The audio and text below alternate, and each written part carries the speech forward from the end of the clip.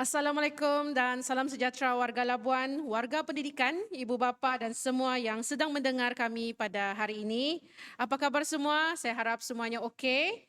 Yang tengah memandu, yang masih di sekolah ataupun yang sedang berehat melayan podcast kita pada hari ini.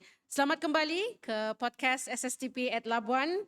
Episod kali ini kita bawakan satu topik yang memang selalu menjadi bahan tanda tanya, terutamanya bila ibu bapa nak kena faham betul-betul macam mana sekolah nilai perkembangan anak-anak di sekolah.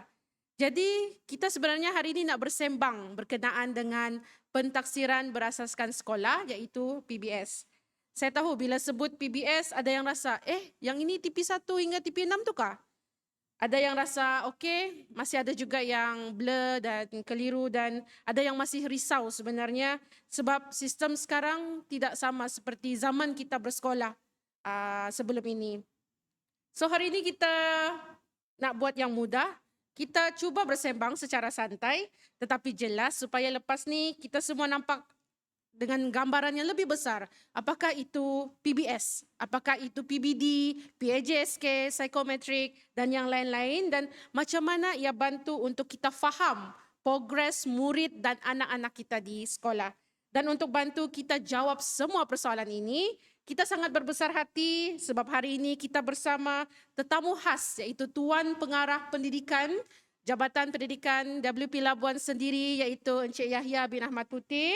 Assalamualaikum Tuan Pengarah. Waalaikumsalam warahmatullahi wabarakatuh. Izzati, Selamat apa kabar? datang.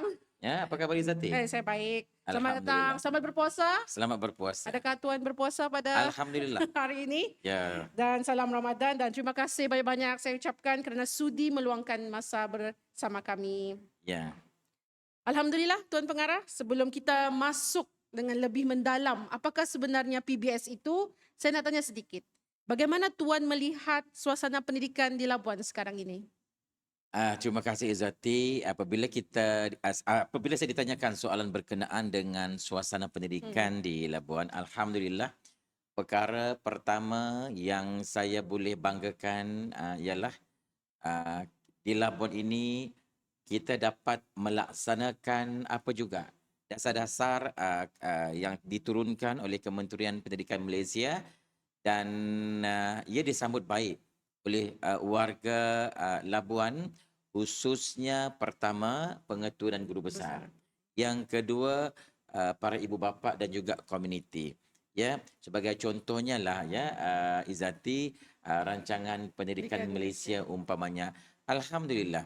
Ya, apabila dilancarkan pada 20 hari bulan Januari yang lepas oleh Yang Amat Berhormat Perdana Menteri, rancangan pendidikan Malaysia telah mendapat satu sokongan luar biasalah daripada warga Labuan, ya. Dan saya ingin kongsikan Izzati, ya, di mana Jabatan Pendidikan Labuan telah bergerak turun menyampaikan hasrat RPM ini kepada semua pengetua. Itu kita telah ambil melalui beberapa platform yang kita adakan supaya kita dapat menjelaskan sebenarnya kehendak dan aspirasi yang terkandung dalam RPM 2026-2035.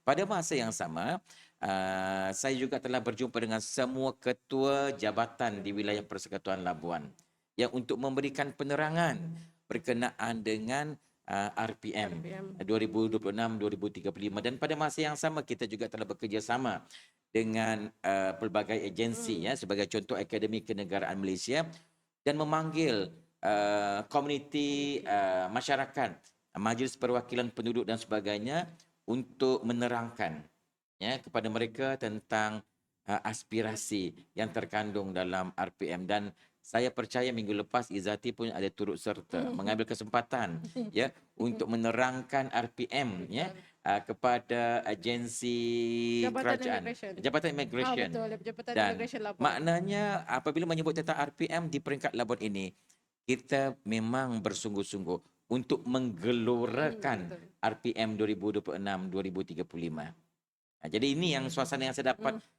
nampak. Dan apabila keadaan itu berlaku, saya rasa sangat gembira.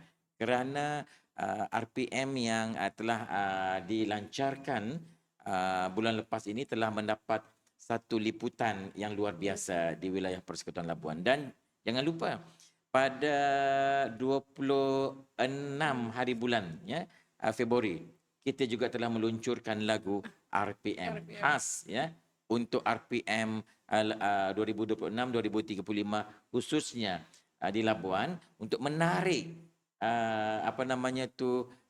keinginan masyarakat tentang apakah sebenarnya hasrat yang terkandung dalam RPM itu sendiri. Ya. Saya sebenarnya Tuan sendiri mendengar lagu yang diciptakan untuk RPM tu dan memang lagu tu sangat Ya, sangat best. Sebab catchy. bila kita dengar yang Hmm. sebenarnya kalau kita orang luar kita kan tertanya RPM ni actually apa. Tapi Ya. dengan lagu tu rasanya dengan lirik yang ada orang luar sana boleh mendapat gambaran. Oh, RPM Ya. ni adalah hala tuju ataupun komitmen kita. Iya. Kompas pendidikan Kompas kita pendidikan untuk 10 kita. tahun akan datang. Okey. Ya. Right. So Tuan, sebenarnya Tuan berada dalam dunia pendidikan ni dari bila lagi? Saya berada dalam pendidikan Hmm. ini sejak tahun 1996. Ya. Di sana apabila masuk dalam dunia pendidikan satu je tekad kita, iaitu memastikan anak-anak yang kita didik ini berjaya. Itu saya punya azam dan keiltizaman. Dan alhamdulillah apabila masa berganti tahun, masa berganti bulan, bulan berganti tahun, dan keinginan dan keiltizaman itu tidak pernah hilang ya sampai ke hari ini. Sampai ke hari ini. Ya, untuk Which is kita dari sama-sama 1996 sehingga sekarang dah berapa tahun tu Tuan? Adakah kena sampai kira Izzati kena pandai 1996, mengira 2000, calculate ya Izzati. 20 tahun? 20 Lebih tahun plus daripada lah. 25 tahun lah ya ke atas ya. Jadi bagi saya ini merupakan satu perjalanan yang bagi saya dapat mematangkan kita untuk melihat satu, untuk membuat perubahan, kedua dan untuk kita bertindak bagi memastikan perubahan-perubahan itu kita dapat hadapi dengan baik dan kita dapat melaksanakannya walaupun banyak cabaran yang berlangsung lah. Ya, sekarang ini kan dunia AI banyak. Betul, dunia AI, dunia teknologi. Jadi mau tidak mau kita kena berdepan dengan cabaran-cabaran tersebut. Dan RPM lah jawapannya sebenarnya Izzati. Betul, RPM lah jawapannya. Jadi Tuan, kalau saya melihat Tuan telah melalui banyak fasa dalam dunia pendidikan kita. Ya. Dan pada pandangan Tuan, apakah perubahan yang paling ketara dalam tempoh 26 tahun, lebih kurang 26 tahun, dan apakah perubahan itu lebih kepada struktur peperiksaan atau sebenarnya perubahan yang berlaku di dunia pendidikan kita ni adalah untuk kita melihat potensi murid itu secara keseluruhan? Apabila melihat tentang perubahan-perubahan ini, kita kena melihat bagaimana pendidikan ini tidak boleh statik. Betul.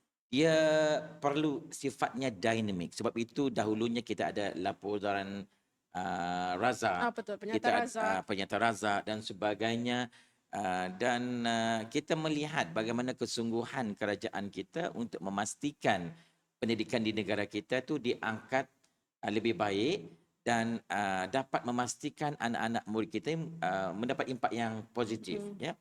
Dalam konteks hari ini, saya melihat ya apabila kita telah mengubah sistem pentaksiran kita ya dengan tidak berasaskan dan berorientasikan peperiksaan, itu merupakan satu tindakan yang bagi saya sangat baik.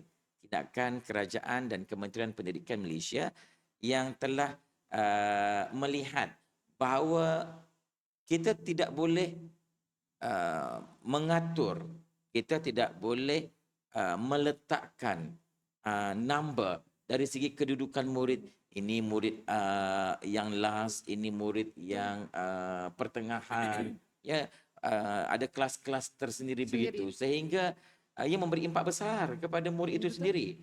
Dari segi psikologi murid. So itu Kementerian Pendidikan Malaysia telah memperkenalkan PBS. Dan saya ingin kongsikan PBS ini merupakan salah satu pentaksiran yang bersifat holistik. Yang bukan saja menilai aspek kognitif tetapi afektif dan juga psikomotor. Sebab itu PBS kita ini ada dua kategori. kategori akademik dan kategori bukan akademik.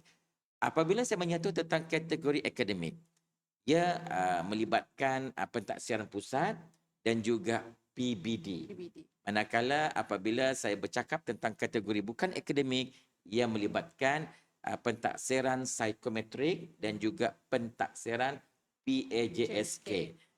Jadi ini bagi saya satu pentaksiran atau penilaian yang menyeluruh ke atas diri murid itu. Ya, kita melihat murid itu daripada pelbagai segi, bukan semata-mata dari segi aspek kognitif sahaja. Ya. Okey. Okey, Tuan. Jadi kalau saya mendengar kupasan yang dinyatakan oleh Tuan tadi, saya sebenarnya ingin bertanya, adakah Tuan sebenarnya melihat PBS ini sebagai satu keperluan yang selari dengan perkembangan dunia? Sebab kita tahu sekarang ni dunia kita berfokuskan kepada era digital dan teknologi yang berkembang sangat pantas. Jadi adakah Tuan rasa ianya adalah satu keperluan? PBS ni adalah keperluan utama untuk Sebenarnya pendidikan. kita rasa bersyukur kerana Kementerian Pendidikan Malaysia kita ini mempunyai pemikir-pemikir futuristik yang nampak sebenarnya apakah yang akan berlaku kalau kita tidak berubah pada hari ini. Kalau kita tidak berubah pada hari ini, maka kita akan menjadikan pendidikan di Malaysia atau negara kita sendiri ya akan berada semakin tertinggal.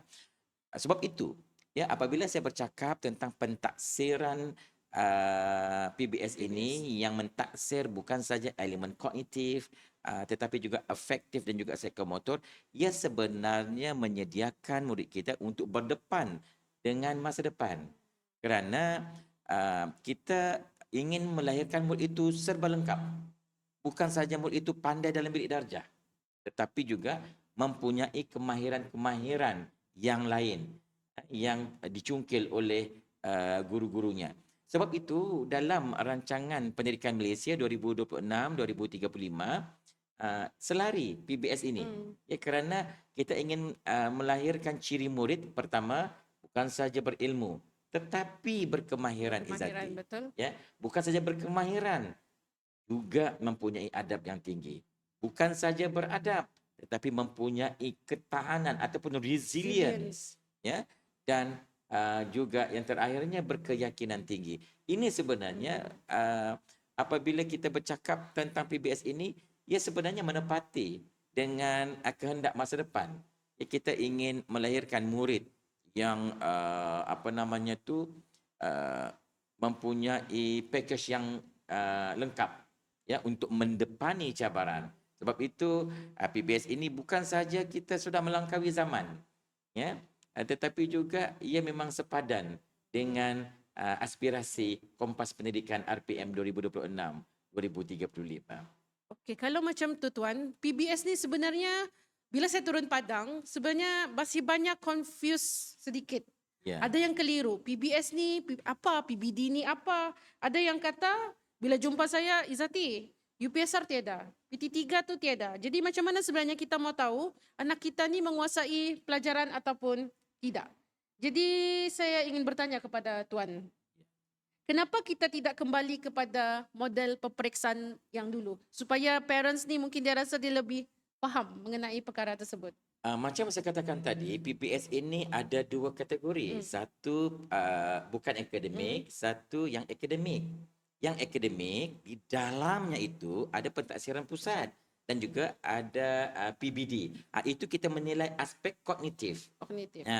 Pada masa yang sama ada kategori yang bukan akademik, iaitu PAJSK dan juga psikometrik. Psikometrik. Di sana kita akan melihat bagaimana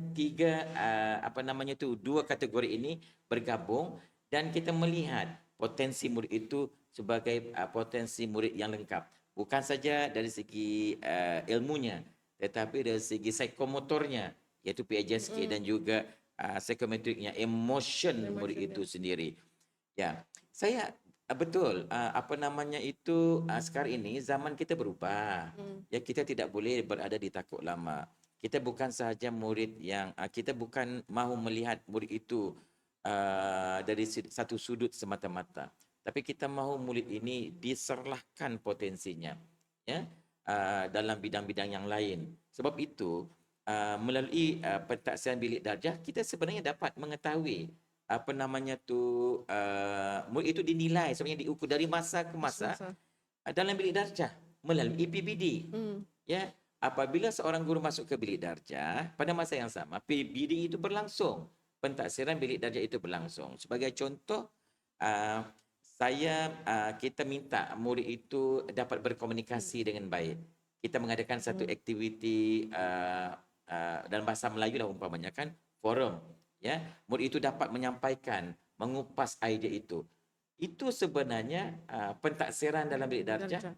Bagaimana kita menilai komunikasi, ya, elemen komunikasi murid dalam bilik darjah itu sendiri. Jadi ini sebenarnya saya membuat penerangan secara mudah, ya, mudah supaya dapat difahami oleh semua yang mendengar podcast pada hari ini. Ya, kerana dengan cara begitu kita tidak lagi perlu menunggu sampai pertengahan penggal untuk menilai murid. Dan pada masa yang sama, pentaksiran bilik darjah ini juga bukanlah satu-satunya kita sandarkan itu sebagai pentaksiran tunggal. Kita ada lagi pentaksiran pusat dan pentaksiran PISK dan juga pentaksiran psikometrik yang saya nyatakan tadi. Jadi ia sifatnya menyeluruhlah. Ringkas cerita, pendek kata, PBS ini melalui PBD kita akan lebih dapat mengesan pada tahap murid itu. Dan yang paling penting, guru dapat mengambil satu tindakan intervensi kepada murid. Apakah sebenarnya yang perlu dibantu untuk murid ini?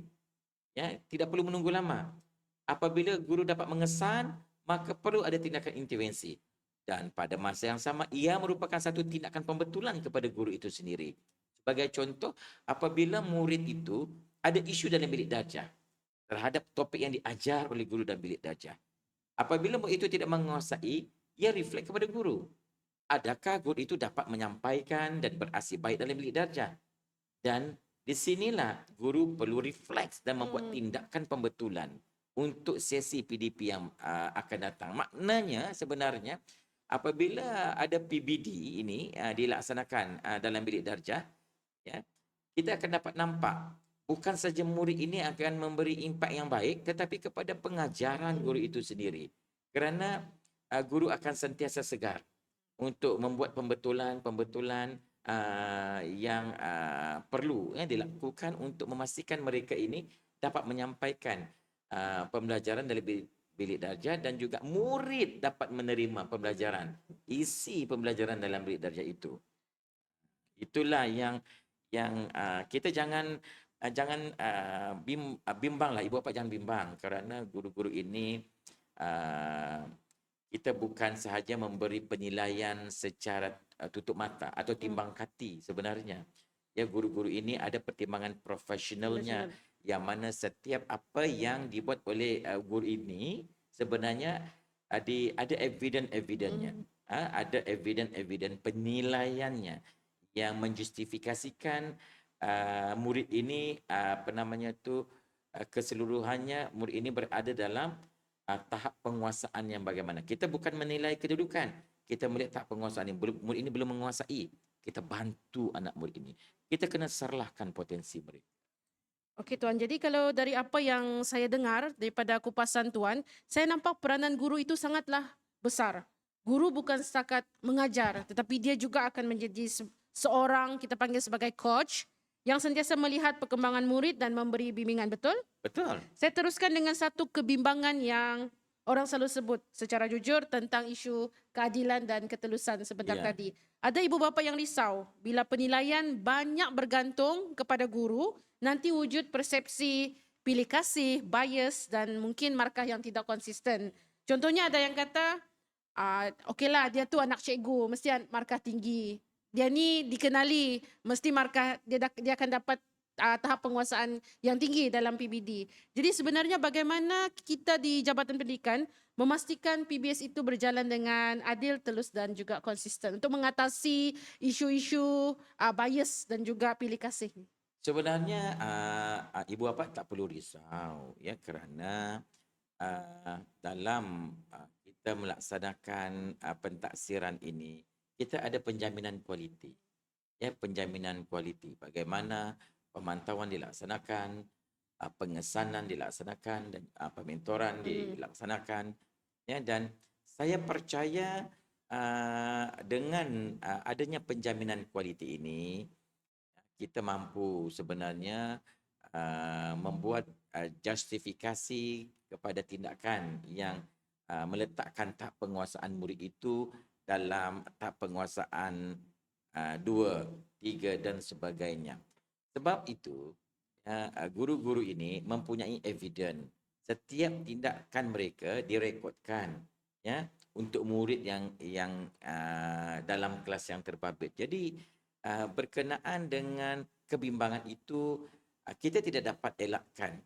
Kita sebagai ibu bapa mempunyai kebimbangan terhadap itu, tetapi sejauh mana kita memberikan keyakinan, sejauh mana sekolah itu dapat memberikan pemahaman kepada ibu bapa tentang pertimbangan profesional ini yang didokong oleh penjaminan kualiti yang kita ada. Ya, jadi dengan cara yang sedemikian kita dapatnya dari masa ke masa dapat mengurangkan kebimbangan itu, dan akhirnya kita akan lagi nampak memperkasakan PBD ini, dan akhirnya ia diterima sebagai satu penilaian yang baik untuk anak-anak murid kita. Kalau kita lihat dalam komponen PBS dia ada PJSK Betul. dan psikometrik. Mungkin ibu bapa tertanya-tanya sebenarnya PJSK ini dinilai pada waktu bila dan psikometrik pada waktu bila. PJSK ini ialah kalau kita lihat ya, pelibatan murid. Pelibatan murid dalam aktiviti macam Co-curriculum. aktiviti co-curriculum, aktiviti jasmani, aktiviti sukan, ya, kita membuat penilaian murid ya kepada murid yang terbabit sejauh mana pelibatan mereka, kerana kita bukan saja ingin melihat murid itu macam saya katakan tadi, saya selalu mengatakan kita bukan saja melihat murid itu dalam bilik darjah semata-mata, tetapi luar bilik darjah itu yang kategori bukan akademik tadi, ya, sejauh mana mereka terlibat, ya, apa yang mereka dapat dalam bilik darjah itu mereka guna pakai untuk aktiviti luar bilik darjah. Ya, kalau kita mengajar bahasa Melayu, bagaimana mereka itu berada di pentas kan dan dapat menzahirkan idea-idea yang bernas dalam pertandingan forum umpamanya, dalam pertandingan pidato, syarahan dan sebagainya. Ini merupakan satu impak langsung sebenarnya pentaksiran kita.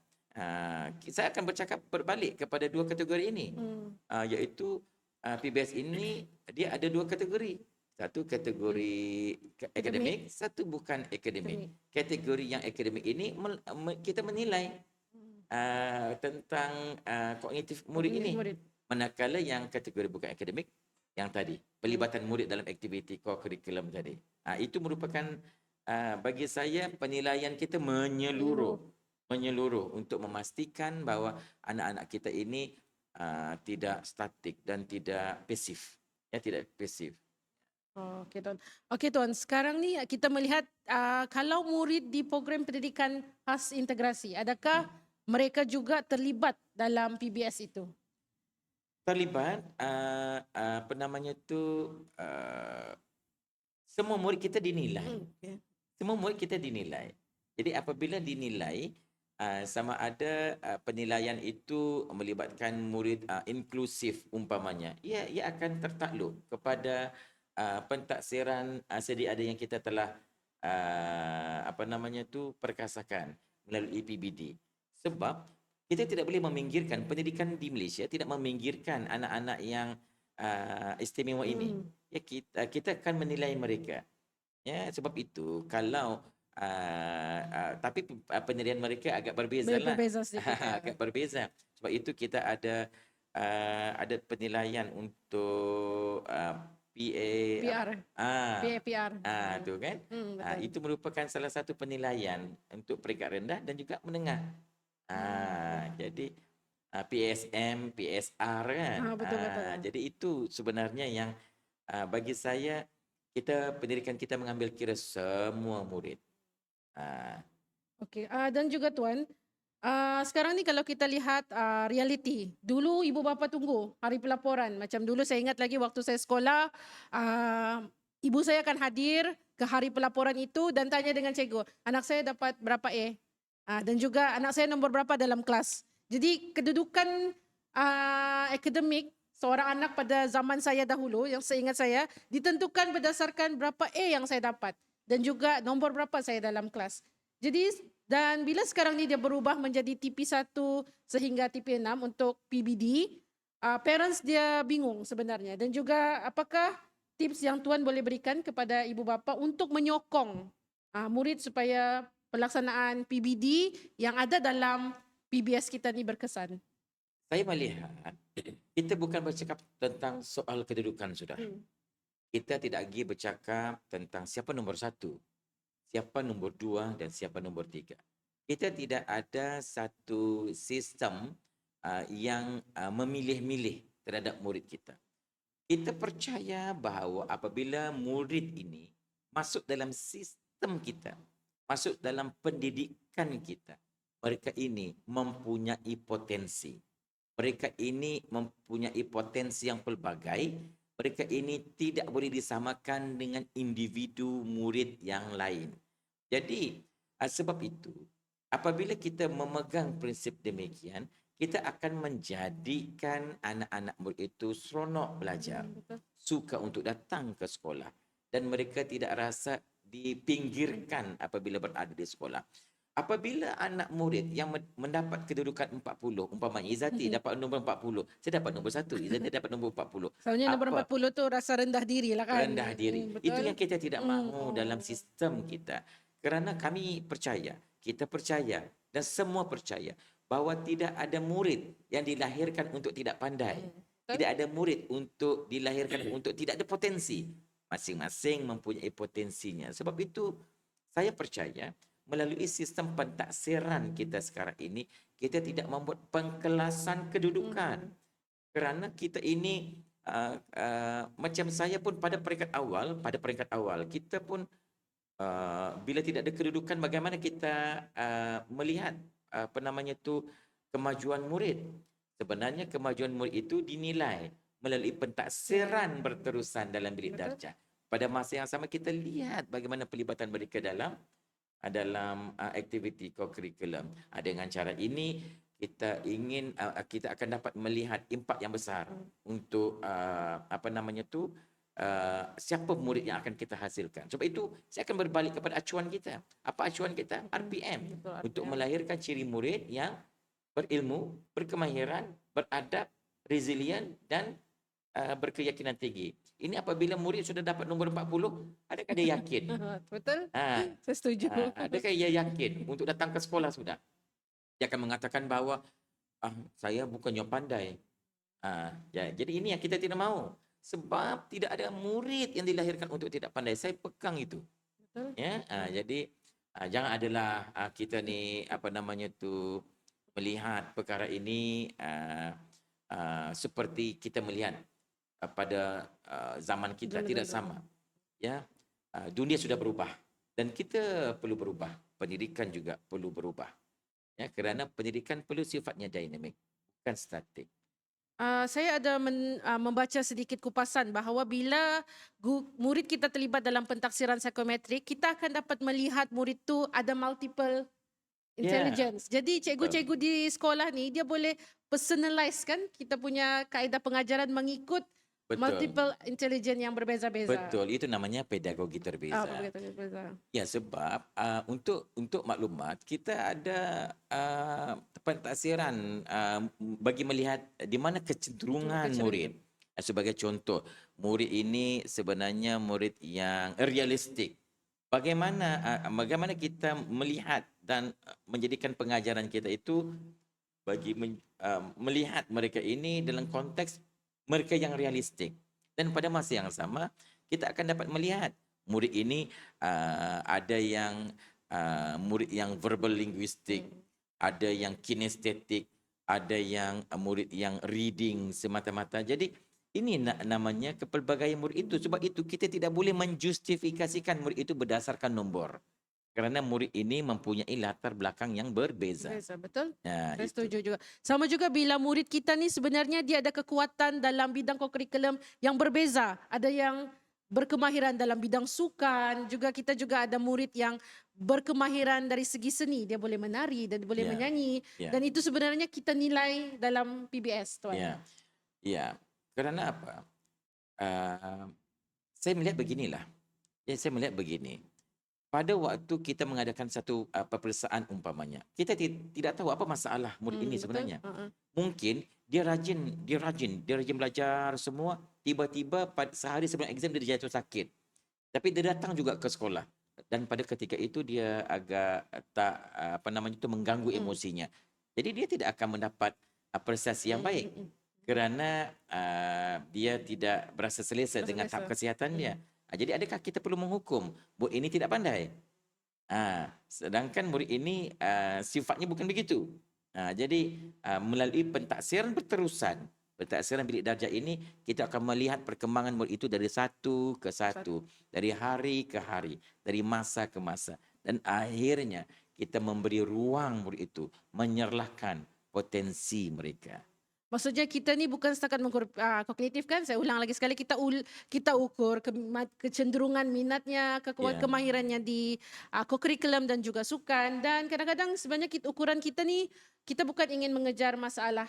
Yang bahaya tu bila kita buat ukuran dan kita lupa anak kita tu sedang membesar dan bukan sekadar keputusan di atas kertas. Tuan, sebelum kita akhiri episod podcast kita pada hari ini, apa satu pesanan atau harapan Tuan Pengarah untuk semua warga pendidikan dan ibu bapa di Labuan? Saya ingin berpesan kepada guru ya, guru-guru dan pimpinan sekolah ya supaya kita terus memberikan pemahaman berterusan kepada ibu bapa dan juga kepada komuniti berkenaan dengan apa itu PBS, apa itu PBD, supaya mereka benar-benar faham dan bersama dengan kita untuk memastikan anak-anak kita ini berjaya. Ya, kita tidak akan membuat satu pengkelasan murid dari segi kedudukan mereka kerana semua murid ini mempunyai potensi yang pelbagai. Ya, dan satu yang saya nak ulang balik, tidak ada murid, tidak ada anak-anak kita yang dilahirkan untuk tidak pandai. Jadi kenapa kita selaku orang dewasa membuat pengkelasan-pengkelasan sedemikian yang boleh memberi impak kepada psikologi dan emosi murid. Jadi saya ingin sekali lagi menyuruh kepada ibu bapa jangan bimbang kepada pentaksiran bilik darjah. Kerana setiap pentaksiran itu ada evidence dia untuk melihat tahap penguasaan. Kalau sekiranya murid itu tahap penguasaannya 4 umpamanya, kita akan dapat guru-guru boleh membuat intervensi atau tindakan pembetulan untuk meningkatkan lagi tahap penguasaan anak-anak murid ini. Sebenarnya pentaksiran yang ada ini sejajar dengan aspirasi untuk melihat potensi murid itu dapat dikembangkan sejajar dengan RPM 2026-2035. Okey, baiklah, kita sudah sampai ke penghujung episod podcast kita pada hari ini. Terima kasih banyak Tuan Pengarah di atas kesudian untuk meluangkan masa dan berkongsi penerangan yang jelas dan mudah faham. Untuk semua yang sedang mendengar, kita kena faham satu benda. Sistem pentaksiran di sekolah hari ini bukan hanya tentang satu komponen sahaja. Ada pentaksiran sekolah, pentaksiran pusat, PJSK, psikometrik dan semuanya ini sebenarnya saling melengkapi. Jadi ia bukan setakat pasal tahap, pasal band ataupun tahap penguasaan murid ataupun markah di atas kertas. Tapi tentang bagaimana kita melihat perkembangan anak-anak secara lebih menyeluruh. So kalau ada hari pelaporan nanti, datang jumpa guru, borak elok-elok, tanya apa yang boleh kita bantu di rumah. InsyaAllah bila sekolah dan ibu bapa jalan seiring, anak-anak kita pun lebih yakin dan lebih maju. Dan saya Cikgu Izzati, jumpa lagi pada episod akan datang. Assalamualaikum, salam sejahtera dan salam Ramadan.